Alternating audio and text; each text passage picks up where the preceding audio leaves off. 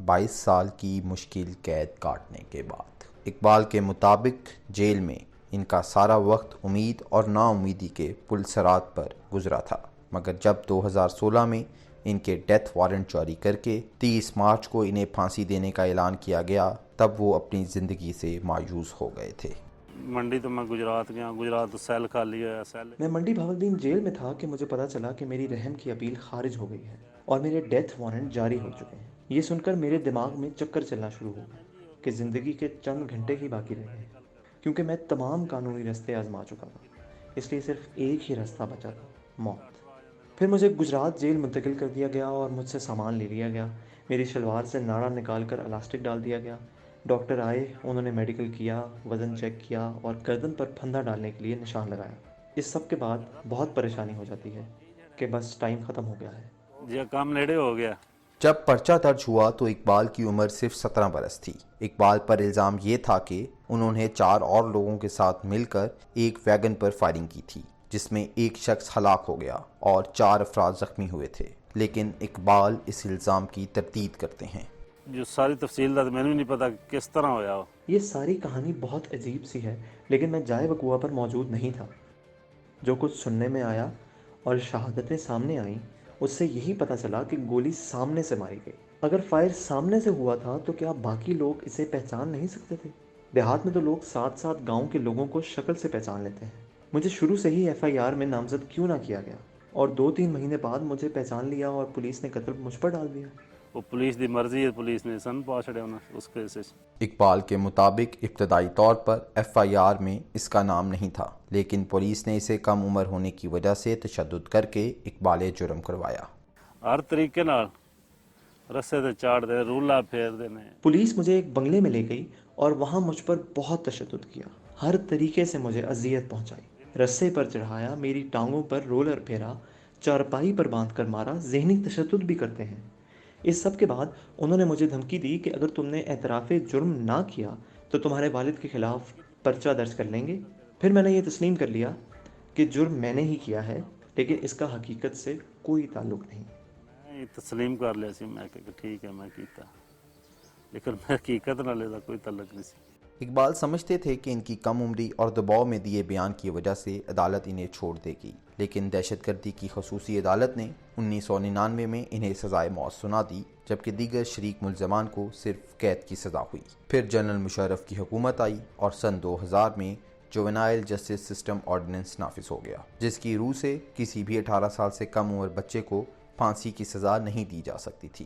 بعد میں سال 2001 میں ایک اور صدارتی حکم نامے کے ذریعے تمام کم عمر قیدیوں کی سزائے موت کو عمر قید میں تبدیل کر دیا گیا، جنہیں سال 2000 سے قبل سزا سنائی گئی تھی۔ تب 19 سالہ اقبال کی امید پھر جاگی اور اسے لگا کہ اب وہ جلد ہی قید سے آزاد ہو جائے گا، لیکن اقبال پر انسداد دہشت گردی کے تحت پرچہ درج ہوا تھا، اس لیے اسے صدارتی حکم نامے کا فائدہ بھی نہیں دیا گیا اور اس کی سزائے موت کو سپریم کورٹ تک نے برقرار رکھا۔ یوں اقبال اس ڈیتھ سیل میں پڑے رہے جہاں ہر قیدی کو صرف 17 انچ جگہ ملتی تھی۔ ڈیتھ سیل 8x10 دن۔ ڈیتھ سیل 8x10 کا ایک چھوٹا سا کمرہ ہوتا ہے، جس کے اندر ہی باتھ روم بھی ہوتا ہے۔ اس چھوٹے سے کمرے میں 7 سے 10 لوگ قید ہوتے ہیں۔ یوں تقریباً ہر قیدی کے حصے میں صرف 17 انچ جگہ آتی ہے۔ آپ کو سائڈ کر کے سونا پڑتا ہے، سیدھا نہیں لیٹا جا سکتا، اتنی جگہ ہی نہیں ہوتی، اور اگر آپ واش روم چلے گئے تو واپسی پر آپ کو آپ کی جگہ نہیں مل پائے گی۔ اٹھ گیا تو پھر میری جگہ ملی جانی، پھر میں آدھا میری یہ جگہ کلیئر نہیں ہونی۔ اب اقبال بالکل مایوس ہو چکے تھے کہ اچانک 2004 میں قدرت نے اسے ایک موقع اور دیا، جب مدعی پارٹی نے اقبال سے راضی نامہ کر لیا اور انہیں معاف کر دیا، مگر دہشت گردی کی دفعات ہونے کی وجہ سے عدالتوں نے راضی نامے کو بھی مسترد کر دیا۔ لیکن اتنا سب کچھ کرنے کے لیے اقبال کے خاندان نے اپنی زمینیں تخت فروخت کر دی۔ غریب آدمی ہے، زمین ویچدا ہے، مال ڈنگر ویچدا ہے، اپنا گھر دا زیور ویچدا ہے۔ لوگ اپنا سب کچھ بیچ کر اور ادھار رقم لے کر وکیل کرتے ہیں اور عدالت جاتے ہیں اور درخواست کرتے ہیں کہ ان کے ساتھ ناانصافی ہوئی ہے، لیکن جب ان کی درخواست خارج ہو جاتی ہے تو وہ اپیل نہیں کر سکتے۔ اس نظام کو کم از کم اتنا احساس تو ہونا چاہیے کہ ایک سائل کتنی مشکل سے ہم تک آیا ہے، اور کم از کم اس کی درخواست کو جج ایک دفعہ دھیان سے پڑھ تو لیا کرے۔ 2001 کا نوٹیفیکیشن تھا، मगर किसी ने इतने अरसे में इस पर गौर ही नहीं किया, अमल दरामद ही नहीं किया। अगर कोई गौर कर लेता तो मैं कई साल नाहक जेल में ना सड़ता रहता। अगर ਉਹਦੇ ਤੇ ਮੇਰੀ ਰਿਹਾਈ ਬਣਦੀ ਤੇ ਮੇਰੇ को तकरीबन 10 साल ज़्यादा कैद कटाई गई।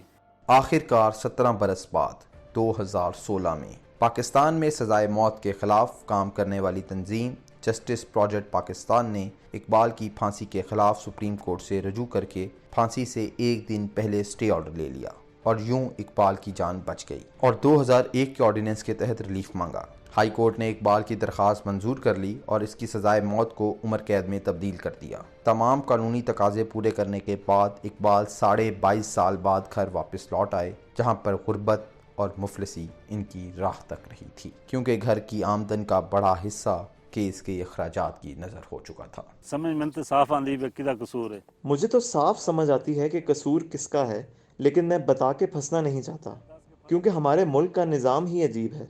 मैं किसी अदालत या थानेदार को कसूरवार नहीं ठहरा सकता। ऐसा ना हो कि मेरी दोबारा पेशियां शुरू हो जाएं।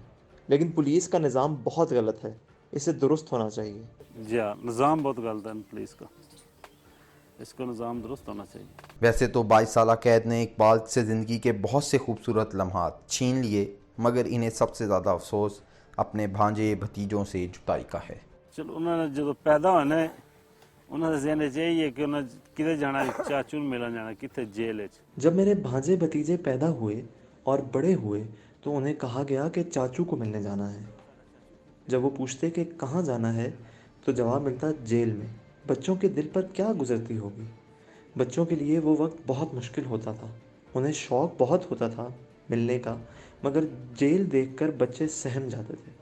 वो कोई बात नहीं करते। जब इनके वालिदैन इन्हें बताते थे कि ये तुम्हारे चाचू हैं तो वो बस सर उठाकर देखते रहते थे, कुछ बोलते नहीं थे। अगर वालिदैन ने कहा तो ਤੁਹਾਡਾ चाचू है तो उन्हें सिर्फ वेख सकना इस तरह। इकबाल को अपनी ज़िंदगी के बेहतरीन साल जेल में गुजारने पर इंतहाई अफसोस है, लेकिन वो अब मेहनत करके अपने ख़ानदान के हालात बदलने के लिए पुरउम्मीद हैं। मोहम्मद इकबाल तो अपनी हिम्मत और जद्दोजहद से मौत की काल कोठरी से वापस आ गए हैं, लेकिन इस केस ने निज़ामी इंसाफ से मुतल्लिक बहुत सारे सवालात को जन्म दिया है, जिसमें सबसे अहम ये है कि इकबाल को इनकी ज़िंदगी के 22 साल कौन वापस करेगा। अहमद सईद, voicepk.net, मियांवाल रांझा, ज़िला मंडी बहाउद्दीन।